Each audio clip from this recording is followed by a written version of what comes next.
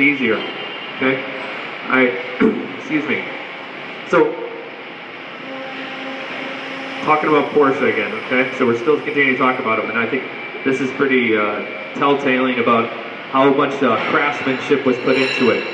So, similarly, it was accepted that many parts from suppliers would be defective, would arrive late, and might even be the wrong part altogether.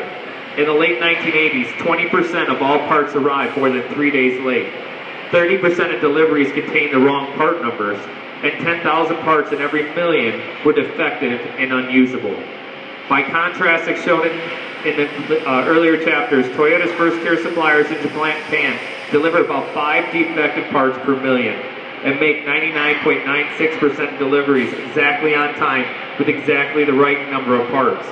It was the job of the Porsche purchasing staff to find defects with the help of 100 inspectors, and somehow got a hold of the missing parts in a legion of expediters. In the paint booth, it was acceptable that the first time through, quality would not be very high due to contamination, which was very difficult to eliminate. But the skilled paint specialist could eventually bring the body paint up to an acceptable level.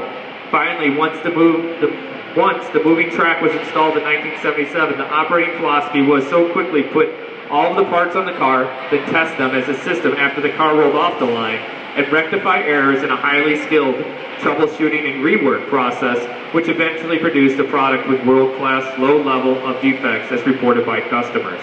All right, so obviously that's not much, that's about building that base, right? So they're just accepting the bad parts coming in, missing deliveries, because what were they doing? They were just working on one car, craftsman, so they just move into something else.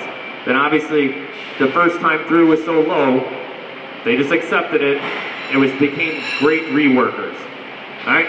Great reworkers. What does that tell you? A lot of waste and a lot of Muda, right? Because all they're doing is becoming good at something because they haven't fixed the root cause of the problem, okay? So we want to make sure we get to the root cause.